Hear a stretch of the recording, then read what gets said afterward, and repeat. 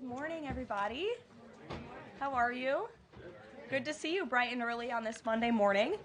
As you know, this week marks the first 100 days of the Trump presidency, and President Trump's first 100 days have undoubtedly been the most monumental and historic of any administration in American history. President Trump has already delivered on hundreds of promises he made to the American people, and we will continue to talk about all of them throughout this week. Tomorrow, I will host a press briefing at this same time, bright and early again, to highlight the Trump administration's economic accomplishments with our Treasury Secretary, Scott Bessent. And tomorrow night, President Trump will travel to Michigan to discuss all that he has achieved on behalf of the American people. On Wednesday, the president will host an open press cabinet meeting where each cabinet member will discuss their success thus far and their plans for the future. Today, we kick off 100-day week with a focus on the president's historic effort to secure our southern border. Later this afternoon, President Trump will sign an executive order on law and order and another executive order on sanctuary cities. The first EO will strengthen and unleash America's law enforcement to pursue criminals and protect innocent citizens. The second EO is centered around protecting American communities from criminal aliens, and it will direct the Attorney General and Secretary of Homeland Security to publish a list of state and local jurisdictions that obstruct the enforcement of federal immigration laws. After these are signed, the president will have signed more than 140 executive orders already, rapidly approaching the total number signed by the Biden administration over the course of 4 years in office. Speaking of Joe Biden, it was his awful open border policies that recklessly allowed more than 10 million illegal aliens to invade the United States over the past 4 years. Innocent Americans like Laken Riley, Jocelyn Nungray, Rachel Morin, and so many others were viciously murdered at the hands of these illegal aliens as a result of Biden's dereliction of duty. That's why one of President Trump's central campaign promises was to secure the border and end this invasion. In just under 100 days, 99 now to be exact, the president has overwhelmingly delivered on that promise. America's borders are now secure because of President Trump. He has restored the rule of law, enforced our immigration laws, and defended America's sovereignty. The president immediately declared a national emergency on the southern border, deployed the U.S. military and Border Patrol to repel the invasion, and ended reckless catch-and-release policies. The results have been nothing short of extraordinary. Between President Trump's inauguration and April 1 of this month, only 9 illegal aliens were released into the United States, a staggering 99.99% decrease from the more than 184,000 illegal aliens who were released into the country under Biden during the same period last year. The number of unaccompanied illegal alien children arriving at the border has also hit a record low. Total attempted illegal crossings at the southwest border hit a record low in February, only to fall to another new record low again last month in March. Just listen to these incredible numbers. In March 2024, under Joe Biden, Border Patrol encountered approximately 140,000 illegal aliens at the southwest border. 1 year later, in March 2025, under President Trump, Border Patrol encountered just over 7,000 illegal aliens at the southwest border. That's another 95% decrease from the prior year. The first piece of legislation President Trump signed into law was the Laken Riley Act, which requires illegal aliens arrested or charged with theft or violence to be detained.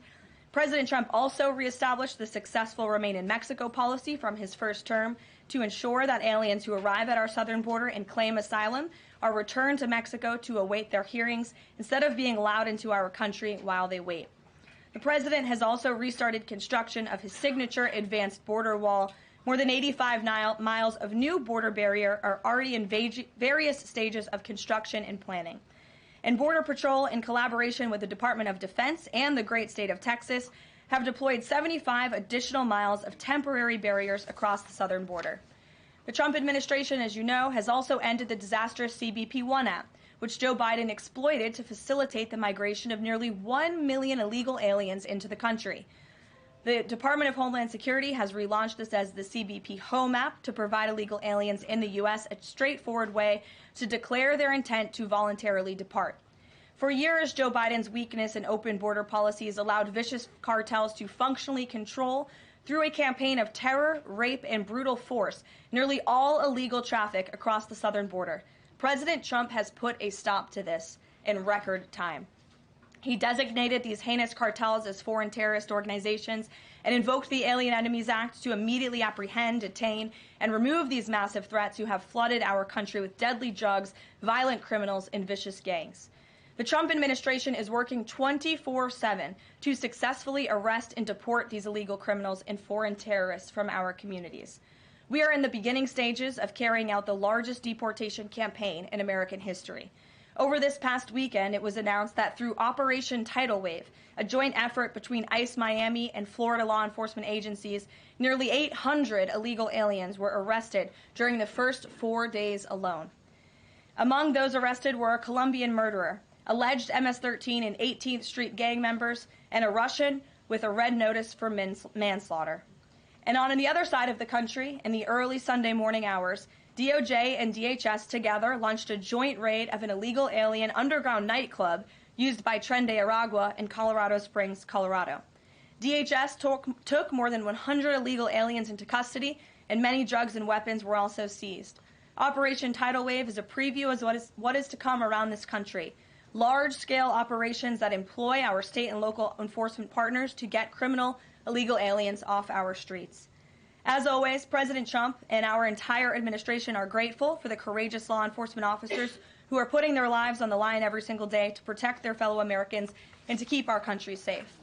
After 4 years of being vilified and hamstrung by the Biden administration, heroic ICE and CBP officers finally have a president who has their backs and is allowing them to do the jobs they signed up to do. There's no person who can attest to that more than our incredible border czar here at the White House, Tom Homan, who has dedicated his professional career to protecting our country and enforcing the law. I will let Tom deliver some short remarks, and then we'll open it up for questions today. Thanks for being here, Tom. Thank you. Just a few things. Look, I started in the Border Patrol in 1984. I've been at this for over 40 years. I worked for 6 presidents, starting with Ronald Reagan. Every president I ever worked for took border security seriously, because you can't have national security if you don't have strong border security. We got to know who's coming in, what's coming in, where's coming in, why it's coming in, right? Even President Obama and President Clinton took some steps to secure the border because they understood national security was important. Joe Biden was the first president in the history of this nation who came in office and unsecured a border on purpose. That's just a fact. We handed the Biden administration, after President Trump's first administration, we handed the Biden administration the most secure border in my lifetime, and he unsecured it on purpose. Now, President Trump and this administration here, the success is unprecedented. We beat Trump's first administration on border success. Border numbers are historic low. Today, as I'm standing here, we are the most secure border in the history of this nation, and the numbers prove it. President Trump's policies are saving lives every day. There's been studies done that says 31% of women that make that journey through use of cartels get sexually assaulted. When President Trump has illegal immigration down 96%, when 96% less people are coming, how many women aren't being sexually assaulted by the cartels? How many children aren't dying making that journey? How many women and children aren't being sex trafficked into this nation? How many known suspected terrorists aren't making it into this country? How many pounds of fentanyl isn't getting into this country to kill young Americans? How many women and children aren't sex trafficked? Under Joe Biden, sex trafficking is up 600%. We had 4,000 aliens dying making that journey. We had 250,000 Americans dead from fentanyl that came across an open border. President Trump's policy saves lives every day. Even the border wall saves lives. The people want to hate on the border wall. Every place a border barrier has been built, illegal migration's declined, illegal drug flows decline. But you know what no one talks about? The border wall saves lives. Because the most vulnerable, the women and children, can't get over that wall, which means they're going to a place where there's not a wall. And what's waiting on them? The men and women of the United States Border Patrol who will take care of those humanitarian needs, the health needs right off the bat. We just went over the numbers, and let me talk about a few numbers that are important to me. Under the Biden administration, we averaged over 11,000 many days, over 12,000, even some days 15,000 illegal entrants in the United States. 15,000. You know what the number was the last 24 hours? 178. 15,000 to 178. Unprecedented success. On an average day in the Biden administration, known gotaways. People we knew crossed the border because they're on video, drone traffic, or sensor traffic. Crossed the border, weren't apprehended, weren't fingerprinted, weren't vetted. Average day under Joe Biden, more than 1,800 gotaways. Yesterday, 38. 38 too many? We'll get that to 0. But we went from 1,800 to 38. And finally, that was said earlier, under the first 100 days, or it was actually January 20th to April 1st, last year, 184,000 illegal aliens were released into the United States. Under this administration, 9. 4 of them were material witnesses in a criminal investigation. We need them here to testify in a serious criminal trial. 4 was extreme medical condition. We couldn't return them because they were in such bad shape. And 1 was a humanitarian issue. This is unprecedented success. The border is secure. President Trump saving lives. President Trump has proven no one does this better than President Trump. There is no equal, it's not even close. So God bless the men and women of the Border Patrol. God bless the men and women of ICE who strap a gun to their hip every day, put on a Kevlar vest to not only secure our border and protect our national security, but the ICE agents in the interior, they're removing public safety threats and national security threats every day. While you're all sleeping at 2, 3 o'clock in the morning, there are men and women out there enforcing the law and making this country safe again. And we're going to keep doing it. Full speed ahead. So I'll leave it at that. Awesome.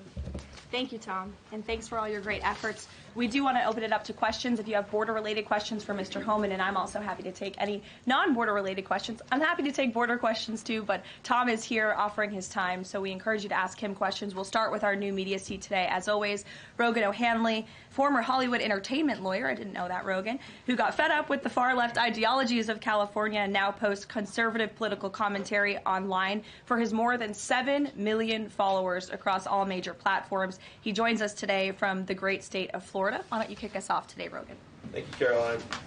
In Trump's first 99 days, we've seen a coordinated assault on the rule of law by radical judges.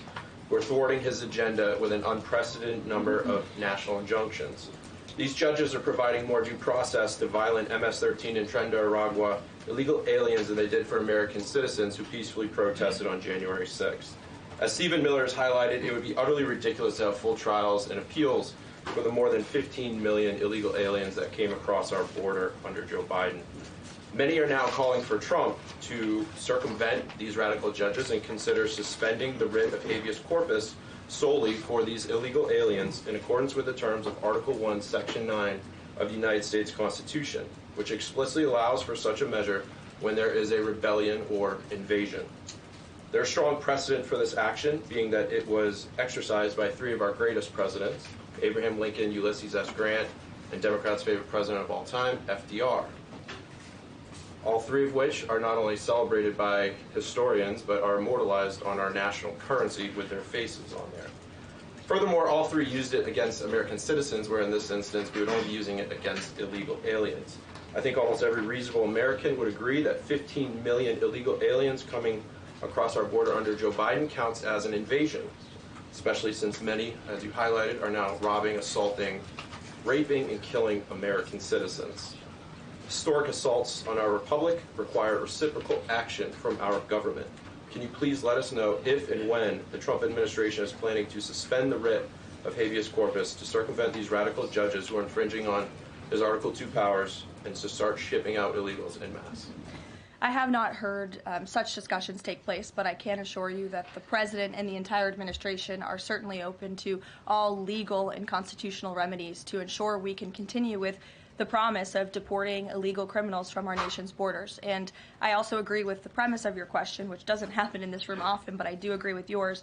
It is absurd that the previous administration was allowed to allow 15 million that we know about illegal aliens into this country with very little pushback from our judicial branch. But this president is trying to simply enforce our nation's immigration laws and is facing roadblock after roadblock. So we're compliant with court orders, but as Tom Homan has said every day, we're going to continue to forge ahead with this mass deportation campaign, and the president is open to all remedies to do that. Thanks for being here today, Rogan. If I can also answer your question, as far as the judges, look, we just arrested a judge, Pambandi, for impeding ICE enforcement removals. I said from day one, you don't have to support ICE's operations. You can support sanctuary cities if that's what you desire to do. Sanctuary cities can stand aside and watch ICE keep their communities safe, because any public official, whether you're mayor, city councilman, or governor, their number one responsibility is protection of the communities. And ICE has been clear, we're targeting public safety threats and national security threats. I can't believe there's any elected official, and especially a judge, that doesn't believe we should be doing that, and they should be helping us. But I said from day one, you can sit aside and watch, you can argue against us all you want and protest all you want, but when you cross that line, I've said this 1,000 times, when you cross that line to impediment or knowingly harboring, concealing an illegal alien from ICE, you will be prosecuted, judge or not. And as far as releasing so many people, you know why the Biden administration released millions of people in the United States? No one ever talks about it. I'll talk about it. Why did they release people into the interior of the United States and rather than put them into an ice bed? Why not put them in an empty ice bed at $127 a night rather than in a hotel room at $500 a night? They did it on purpose, because when you put them in an ice detention bed, they get a hearing in 35 days. Court records show 9 out of 10 people claim asylum, get order removal, they're gone. But if you release them and put them in a hotel room at $500 a night, their hearings could be 5, 7, 9 years. You pull out all appeals, and what are they hoping for then? That another Democrat administration is in power. They can award an amnesty to millions. This is about selling this country off for future political power. That's what it was. The law clearly says if you arrive at our border without proper documentation, you shall be detained. Not maybe, not think about it, shall. And that's what President Trump's doing. Catch and release is over. That's what the law says, and that's what we've done. Harry. A question on Abrego Garcia, if I can. The president recently said when it comes to facilitating his release, he's leaving that up to his lawyer. So just to be clear, have there been any negotiations between the U.S. and El Salvador over his release or facilitating his release? I will tell you what the president of El Salvador told all of you in the Oval Office. El Salvador does not intend to smuggle a designated foreign terrorist back into the United States. He is an El Salvadorian national. That is his home country. That is where he belongs. And the administration intends to comply with what President Bukele said of El Salvador. He does not intend to send that individual back. So that's a no. There's been no talks. What I have told you is that the president of El Salvador has made this quite clear. Kate. Karoline, can you tell us more about the meeting between President Trump and President Zelensky over the weekend? Did that meeting change anything? Did Trump leave that meeting thinking any differently about negotiations and next steps on this? Look, the president talked about this after the meeting himself yesterday when he took questions from reporters on Air Force One. He thinks that he is increasingly frustrated with leaders of both countries. He wants to see a permanent ceasefire. I understand Vladimir Putin this morning offered a temporary ceasefire. The president has made it clear he wants to see a permanent ceasefire first to stop the killing, stop the bloodshed. And while he remains optimistic he can strike a deal, he's also being realistic as well. And both leaders need to come to the table to negotiate their way out of this. And I do think that the president meeting with President Zelensky shows that he is exuding a lot of effort and time into this because he wants to be a peacemaker president, which he was in his first term. He intends to do that again. And this is an incredibly difficult situation and conflict that President Trump inherited from President Biden, who allowed this war to start in the first place, but he's focused on solving this problem. Does anyone have border questions? Sure. Okay. Thank you, Caroline. If border crossings are at a record low, why should it still be considered an emergency?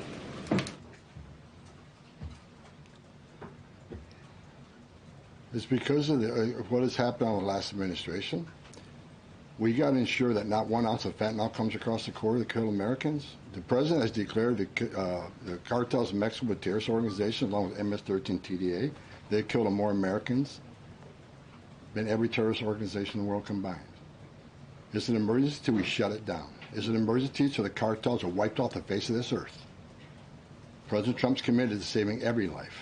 Now, I just mentioned gotaways, 38 yesterday. Who are the gotaways?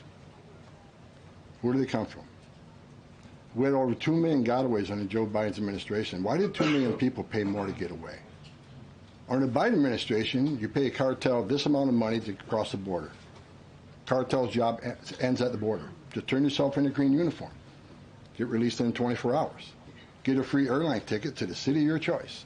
Get a free hotel room. Get 3 meals a day. Get free medical care. Get work authorization in 90 to 120 days, which is the real reason they came here. Why did 2 million people pay more to get away? Because they didn't want to be vetted. They didn't want to be fingerprinted. We've arrested over 400 people on the terrorist watch list coming across the southern border in 4 years. How many of the 2 million came? How many of the 2 million came from countries sponsoring terror? If you think it's zero, then you're ignorant. This is the biggest national security failure this country's ever seen. This is a border emergency until we end it, end all of it. We're making good strides, but right now it's still an emergency until we shut it down. Go ahead.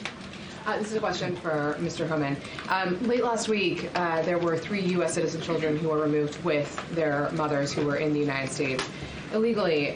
There have been a federal judge in Louisiana who was appointed by President Trump said that he was concerned that there was, quote, no meaningful process. Are you concerned that due process, at least for the U.S. citizen children, is being flouted and that the speed at which the enforcement is being done could lead to errors, as was the case in the Kilmar-Abreu-Garcia case? And then also if you could give an update on the deportation numbers under this administration and whether you're pleased with them.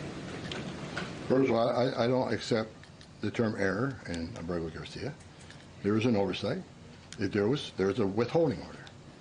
But things have changed. The facts around the withholding order has changed. He is now a terrorist, which is the withholding order set aside. And the gang he was fearing from being removed to El Salvador no longer exists. So the facts around that case are totally different. I'll let the lawyers litigate that. But as far as the 3 USC kids, I'd said from day one that if you enter this country legally, it's a crime. If you remain in this country legally and you ignore a judge's order about deporting, if you choose to have a U.S. citizen child, knowing you're in this country legally, you put yourself in that position. You put your family in that position. What we did is remove children with their mothers who requested the children depart with them. This was a parental decision. Parenting 101. The mothers made that choice. And I tell you what, if we didn't do it, the story today would be Trump administration separating families again. No, we're keeping families together. So when a parent says, I want my 2-year-old baby to go with me, we made that happen. They weren't deported. We don't deport U.S. citizens. The parents made that decision, not the United States government. But I don't hear any questions about Laken Riley had a mother. She's never going to see her child again. Rachel Morin, she had 5 children. Those children are never going to see their mom again. This administration is doing the right thing. Every public safety threat we arrest in this country and remove them, this country is much safer. So parents will make a decision what happens to their child. Having a U.S. citizen child does not make you immune from our laws. If that's the message we send the entire world, enter the country legally. It's a crime. Don't worry about it. Get order removed by an immigration judge. Don't worry about it. No one's looking for you. And have a U.S. citizen child, and you're immune from our laws, you're never going to fix the border. People will keep putting themselves in harm's way. More women would die. More children would die crossing this border. We got to secure a border by enforcing our laws. We're not making this up. We're enforcing laws under statute enacted by Congress, and it's the right thing to do. Can you give an update on the deportation numbers under this administration? Mr. Homan. What are you asking for? We just provided the numbers. On the number of deportations that have occurred under this administration, whether you're pleased with that. Last number I got was 139,000 deportations. Am I happy with the number? Numbers are good, especially if you look at the ICE numbers. The ICE arrest removals are far beyond Biden. But I read the media. Oh, ICE, the deportations are behind Biden administration. Well, why? Because they counted border removals. We don't have 10.5 million people crossing the border. We don't have border removals. So Joe Biden could have deported 5% of his encounters, and the numbers will still be higher than us on the border removals because we have a secure border, the most secure border in the history of this nation. Compare apples to apples, ICE arrests and deportations are far more than Joe Biden. That's right.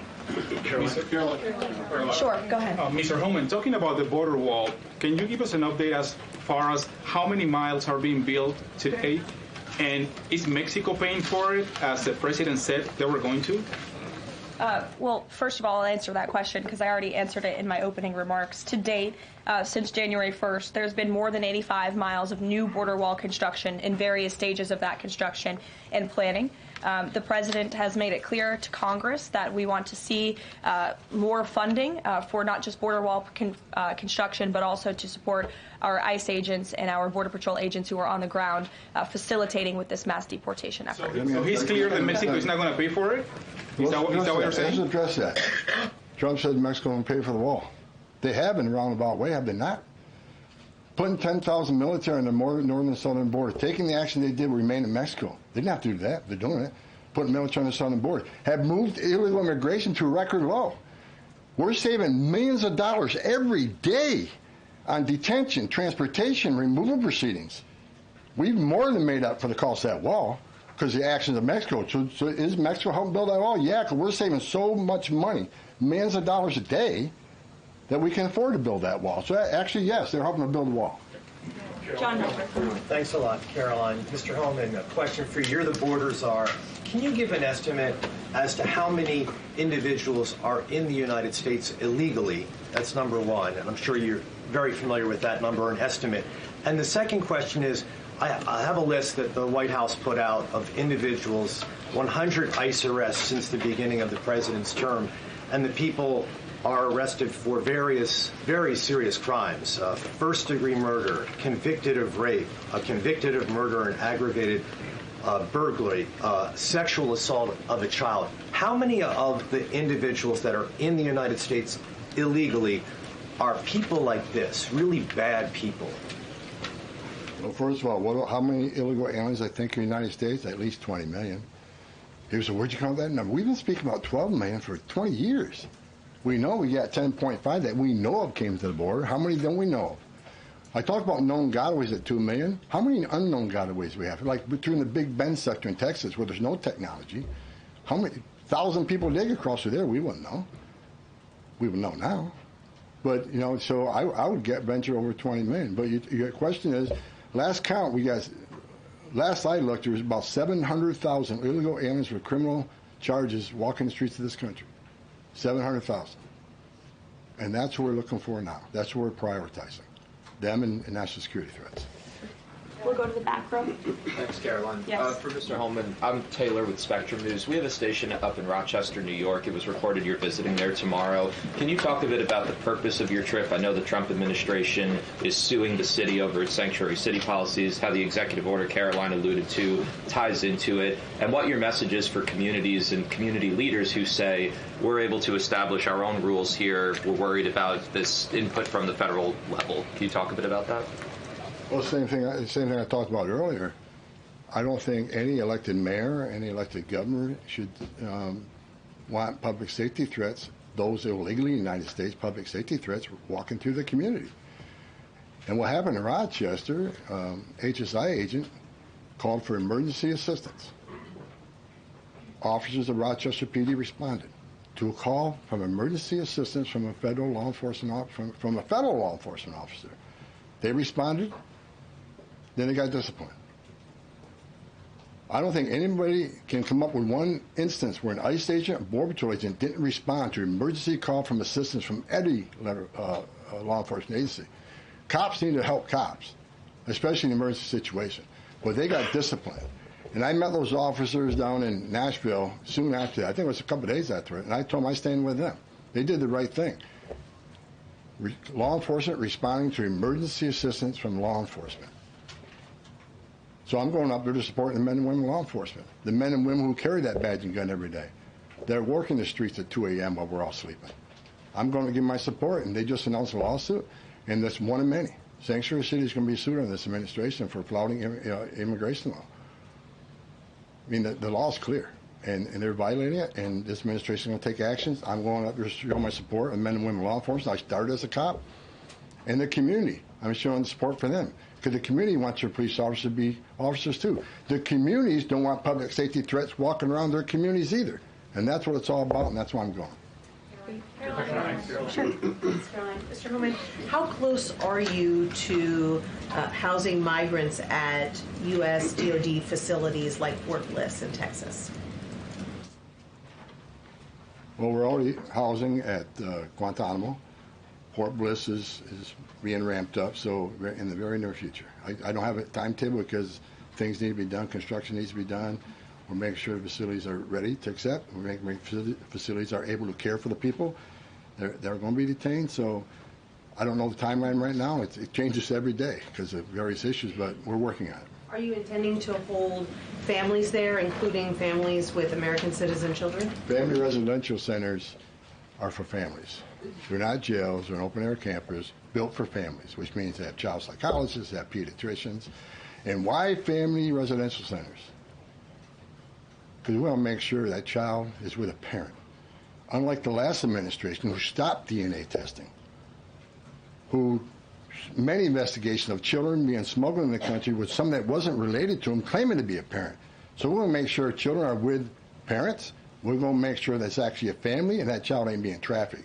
That's the main reason. Regarding the executive order on sanctuary cities, is the administration planning to pursue any more investigations or prosecutions like was done against the judge in Wisconsin, against local officials? Well, we'd have to defer you to the Department of Justice, obviously, for specific prosecutions or cases against individuals. But as I said in my remarks, the executive order the President will sign later this afternoon does direct the Attorney General and also Kristi Noem, our great Secretary of Homeland Security, to provide a list of sanctuary cities in which local officials are not complying with this federal order and are not complying with federal immigration laws.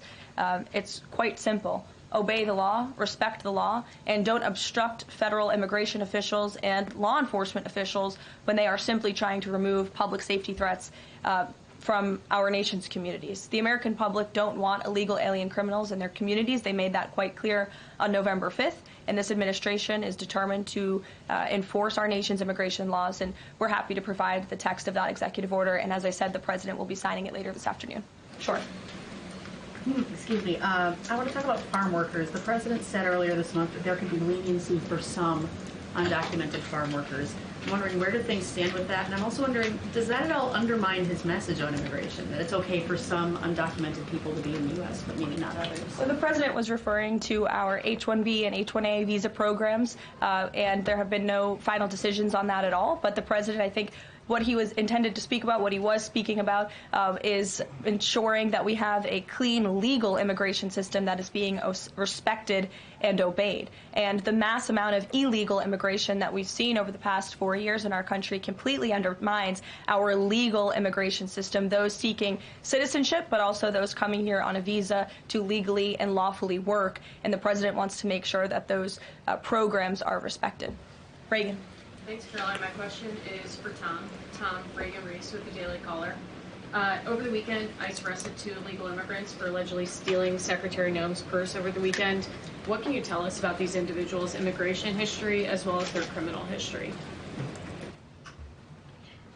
I don't have the criminal history, but I know the one that stole the purse is supposedly in the country legally. But, you know, pick the wrong person to steal first from. I mean, Secretary Noem's a strong secretary. I know I've been talking about the success of men and women of the Border Patrol and ICE, but under her strong leadership, she's a game changer. So I'm happy to work with her, despite the media I've read that me and Kristi Noem have differences. Me and Kristi Noem are attached at the hip. There's no daylight between us. We're both going to push the President's agenda. She's a strong secretary, and I'm glad she's in here. And I'm glad, but again, that illegal alien, pick the wrong person, steal first from. I'm telling you. Mary Margaret, go ahead. Thank you, Caroline. I have 2 questions, one for Mr. Homan, one for you on the White House Correspondents' Dinner. I'd like to start with you, though, Tom Homan. This list has a very high number of sexual assaults on a child. Can you comment on that and why there's so many crimes against children committed by illegals in this country? I don't know why. It's sick. It's the worst crime in the world when you sexually assault a child. I mean, the most innocent of us all. But that's why I made a statement that one time I was going to go to Boston, bring hell with me, and the media went crazy. At the time, Homan says, we're going to Boston, bring hell with them. I was going to bring hell to illegal aliens that rape children. There's not more of a heinous crime. And as you can see, the amount of child rapists we've arrested under this administration, that could have been arrested under the Biden administration. They were out there. They had their final orders. They were out there, but they didn't go look for them. They're too busy releasing millions of illegal aliens in this country. And the numbers prove it. The removal numbers of criminals was the lowest. ICE had the lowest number of removals in the history of ICE under Joe. At the same time, you had historic illegal immigration on the border. ICE had the lowest numbers in the history of the agency. That shows the difference between two administrations. We're looking for every one of them. People want to know, okay, when am I going to retire for the third time? I'll retire when every public safety threat, national security threat, child rape is eradicated from this country. That's when I'll rest. Thank you so much. And then Karoline, really quick. Alex Thompson said at the White House Correspondents' Dinner, and I'm going to read his quote, "President Biden's decline and its cover-up by the people around him is a reminder that every White House, regardless of the party, is capable of deception. We, myself included, missed a lot of this story, and some people trust us less because of it." Can you comment on those remarks and whether you agree with that assessment?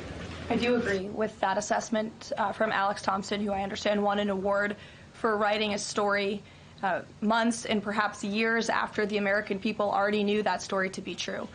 Millions of Americans watched our mentally incompetent president struggle with his day-to-day duties of this office. We watched our country be ran into the ground as a result, and nobody in the media wanted to write about that, talk about it. There were many reporters, I will say, right-leaning reporters who did talk about that, who didn't get awards, didn't get coverage. In fact, they were lambasted for their coverage. And I remember being on President Trump's campaign, talking about Joe Biden's clear mental incompetence and being accused by people in this room of manufacturing deep fake videos, trying to persuade the public into not believing what they saw with their own eyes for many years. And I think it's about time the legacy media finally admits that was one of the greatest cover-ups and scandals that ever took place in American history, and certainly it did contribute to the decline in the trust that Americans have for the legacy media. Peter, which, by the way, is why we've made many changes to this briefing room in this White House. It's long overdue. Peter, go ahead. Thank you. A few things. You guys arrested a Milwaukee County circuit judge for allegedly helping illegal immigrants get away. As you guys look at other judges, would you ever arrest somebody higher up on the judicial food chain, like a federal judge or even a Supreme Court justice? Well, that's a hypothetical question. Again, I defer you to the Department of Justice for individuals that they are looking at or individual cases. But let's be clear about what this judge did. She obstructed federal law enforcement who were looking for an illegal alien in her courthouse. She showed that illegal alien the door to evade law enforcement officials. That is a clear-cut case of obstruction. You don't have to be a lawyer to understand that. And so anyone who is breaking the law or obstructing federal law enforcement officials from doing their jobs is putting themselves at risk of being prosecuted, absolutely. You guys have at least 18 written trade proposals. We still don't know who they are from or what they contain. What is the holdup with that? There's no holdup. We're working around the clock. The trade team is working all day. I was on the phone late last night with Secretary Lutnick. I was on the phone this weekend as well with Secretary Bessent. I mean, the entire team is working 24/7 to get these trade deals done. And I think you'll be hearing more about them this week. I don't want to get ahead of the trade team or the president in announcing potential deals, but certainly I can assure the American public that this administration is full speed ahead in cutting good and fair trade deals on behalf of the American worker. And one more. After the president's Truth Social post, the Browns finally took Shadur Sanders. Does the president think he deserves credit for Sanders getting picked? And does he think going to the Browns is better than being undrafted? Hey, all I will say is the president put out a statement, and a few rounds later he was drafted. So I think the facts speak for themselves on that one, Peter. We'll go to the back row in the middle, to the blonde. Yes. Hello. President Trump has said that Secretary Hegseth will get it together. Does he think that Hegseth doesn't have it together right now? Look, the president has made his position on Secretary Hegseth quite clear. He absolutely has confidence in the secretary's ability to lead the Pentagon. It's why he nominated him for this position. It's why the Senate voted to confirm him in this position. And look at the success that DOD has had thus far. Their successful operation against the Houthi terrorists in the Middle East. You look at the recruitment and retention levels for all branches of our armed forces are on the incline, which is exactly what this president intended to do. Secretary Hegseth has completely wiped out DEI from the Pentagon as well. And so he's going to remain focused on standing up for our war fighters, on implementing President Trump's peace through strength foreign policy agenda abroad, and the president supports him in his role. Sure. Many are wondering how these 10 or 20 million people are working. Is there some efforts to clamp down on employment because they're working somewhere to keep staying here? The number of worksite enforcement actions have tripled this year, and it's going to triple again.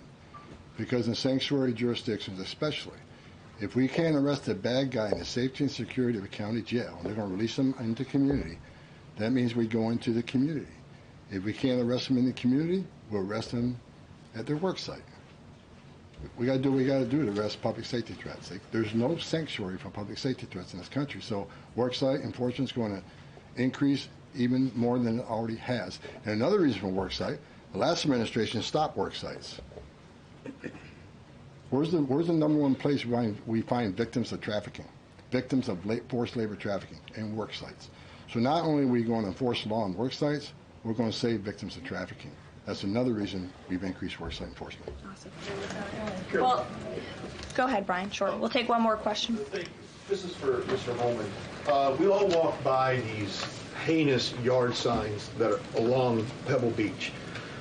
What is some of the feedback that your ICE agents are getting in the field from the community as they remove these individuals from their families, their neighborhood, their schools, or all the places in their community? What's been the reaction that your ICE agents have gotten from the people who live amongst these individuals? The morale of ICE and Border Patrol is at all-time high because they're getting to uphold the oath they took, and they're enforcing the law. Border Patrol and the Biden administration, I met with hundreds of them. They felt like Uber drivers and tourist agents. These men and women joined the ranks of ICE and Border Patrol to enforce the law, make the community safer, and protect national security. I hear it all the time.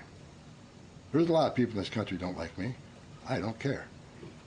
But when I walk through an airport, I have many people walking up to me and thank me for what I'm doing, and I'm not taking credit for anything. The success of the border and immigration enforcement is President Trump and the men and women wearing that uniform. God bless each and every one of them. But I take a pleasure in seeing it because in 40 years of doing this job, people always want to say, why are you so emotional when you testify? Why are you so emotional on network? Because if they wore my shoes for 40 years, they'd understand why I'm emotional. I've talked to little girls as young as 9 years old that were raped multiple times by the cartel members. And when you get to your knees and you talk to that little girl and everything innocent and pure has been ripped from her, when you listen to the Laken Riley, 17 minutes, that young lady fighting for her life, don't just think, okay, a young woman died. Think of how she died, the terror that she went through, and these children that are sexually assaulted. I stood in the back of a tractor trailer and 19 dead people at my feet that baked to death. Illegal immigration is not a victimless crime. And so every sick person we take off the streets, especially child rapists, it makes this country much safer. Every illegal alien we arrest, public safety threat, one at a time, makes this country safer. But I got one thing I need to say real quick before I leave. Take your notes from you, Tom. Take my notes from me. I'm going to read it. I don't want any misinterpretation of what I'm reading to you. The registration requirements under 8 U.S.C. 1302. If you're an illegal alien in the United States, this message is for you. You cannot hide from ICE. We're actively looking for you. Federal law requires every alien in the United States who has been present in the United States more than 30 days needs to register. For those 14 years or older, you need to be fingerprinted with the Department of Homeland Security. Federal law requires every alien in the United States to tell DHS in writing if you have a change in address within 10 days of changing that address. Failing to register with DHS and failure to tell DHS about your new address are criminal offenses, and they're going to be treated as such. Starting today. Make no mistake, if you're in the country illegally and you fail to do what the law requires, we will prosecute you, you will go to jail, then we'll deport you. Second law, penalties for failure to depart. 8 U.S.C. 1253. If you're alien inside the United States who has a final order, this message is for you. If you have a final order, the Trump administration is committed to enforcing our immigration laws, especially for those aliens who have received final orders of deportation. There are currently around 1.4 million illegal aliens who have been ordered removed but remain here in violation of the law. We will aggressively prosecute, consistent with long-standing law, those aliens for failing or refusing to depart or who takes other related actions aimed at hindering their removal. You cannot open the door, you cannot answer questions, you cannot open your car door, you consider it to evade law enforcement. If you fail to leave the United States after receiving a removal order, we can and will issue monetary fines up to $998 a day. Evading your arrest, knowing you have a final order or removal, is a criminal offense. We will prosecute, then we'll deport you. Get your affairs in order. If you're in the country illegally, work with ICE, go to CBP 1 Home app, and leave on your own. Because we have to find you, deport you, and prosecute you. You'll have a bar placed on you, and you won't come back to this country. You won't be able to come back on a visitor's visa, a tourist visa. If you have your citizen child, can't petition for you. If you're in this country, well, you get your affairs in order and work with us and get yourself removed from this country. That's what law requires, and we're going to enforce that law. Awesome. Thank you so much, Tom. You can get back to work now. Look, he's already leaving. He's got a lot to do, a lot of illegal immigrants to deport. But thanks, everyone, for joining us bright and early this morning. As I said at the top, we will do this again tomorrow to talk about the economy, which is another promise made and kept by the president. And I'll be joined by the Secretary of Treasury, Scott Bessent, 8:30 tomorrow morning. Today, the president is welcoming the Super Bowl champions, Philadelphia Eagles. If we have any Philly fans, that will be at 4 o'clock. And then the president will sign those executive orders I spoke of and a few others at 5 p.m. So we'll see you all later. Have a great day. Thanks, Caroline.